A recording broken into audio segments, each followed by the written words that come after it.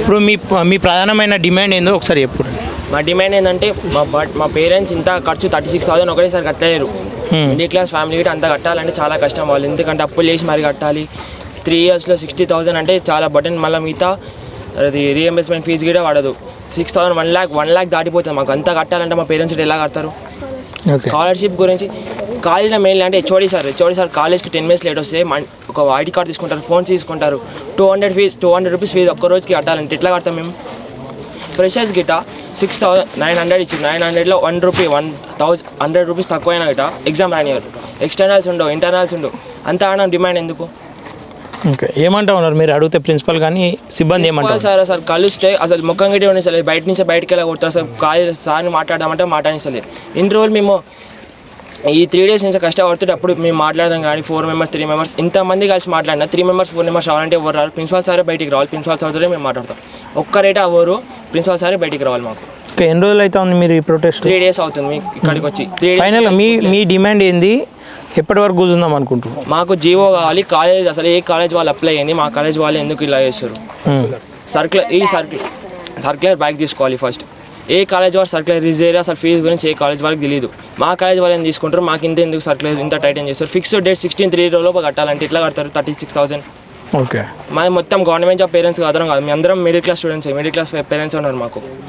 Single parent ఉన్న వాళ్ళు ఇంత కష్టపడి ఎట్లా కడతారు మీరు?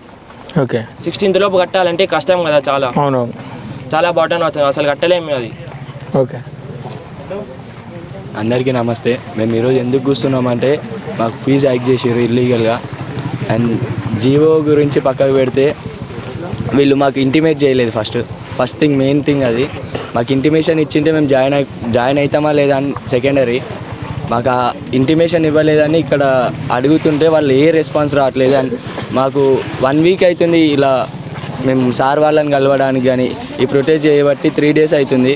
మాకు ఏ రెస్పాన్స్ రాలేదు. అండ్ ప్రిన్సిపల్ సార్తో మాట్లాడదామన్నా మాకు కలవనివ్వట్లేదు. అండ్ ఏవో సార్ అంటే మాట్లాడుతుంటే రెస్పాన్స్ రాలేదు. మొత్తం 1 week నుంచి ఇదే నడుస్తుంది ఇక్కడ. మేము ప్రిన్సిపల్ సార్ వచ్చేంత వరకు ఇట్లానే చేస్తాం, ఇట్లానే కూర్చుంటాం. ఇదే మా డిమాండ్. అందరికీ నమస్కారం.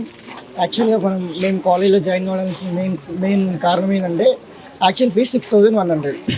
That fees is middle class వాళ్ళు అఫోర్డ్ చేయగలుగుతారు. ఎందుకోసమే దీనిలో జాయిన్ అవ్వడం జరిగింది. దాని తర్వాత ఏంటంటే ఇప్పుడు మనం సపోజ్ ఒక సర్టిఫికేట్స్ అడిగినా నువ్వు ఫస్ట్ ఒక లెటర్ మీద నువ్వు ఆల్రెడీ సైన్ పెట్టు, నీకు అకాడమిక్ ఇయర్ అయిపోయేంత వరకు నీకు లెటర్ నీ యొక్క సర్టిఫికేట్స్ అయితే రిటర్న్ ఇవ్వమని అంటారు. అట్లాంటప్పుడు ఆ లెటర్లో రాసి ఏం లేనిది పైసలు ఎట్లా తీసుకుంటారు? సర్టిఫికేట్స్ కన్నా పైసలు ఎక్కువ, కానీ పైసలే వాళ్ళు తీసుకుంటారు. వాళ్ళకంటే రూల్స్ ఉంటాయి, మాకంటే రూల్స్ లేకుండా వాళ్ళు రూల్స్ పాటియొద్దు, మేము పార్టీ ఇవ్వాలి. ఇంకోటి ఏంటంటే ఈరోజు మేము రిలే హంగర్ స్ట్రైక్లో ఉన్నాము. ఎందుకంటే ఒక సర్క్యులర్ అనేది బ్యాగ్ తీసుకోవాలని కాలేజ్కి చేస్తున్నాం. మేము యాక్చువల్గా ఫీజు పెంచడం జరిగింది, దాన్ని బ్యాగ్ తీసుకోవాలని ప్రొటెస్ట్ చేస్తుంటే మీ 3rd day relay hunger strike ఇది. ఈరోజు కాలేజ్ వాళ్ళు మాట్లాడుకున్నారో ఎవరు మాట్లాడుకున్నారో తెలీదు, కానీ పోలీస్ వ్యాన్ అయితే రావడం జరిగింది. ఇక్కడ వచ్చిన తర్వాత మేము diploma 2nd year with 4th sem ఇప్పుడు రన్ అవుతుంది. నేను ఇప్పటి వరకు కాలేజ్ ముందరైతే నేను పోలీస్ వ్యానే చూడలేదు. అసలు ఫస్ట్ టైం చూసినా.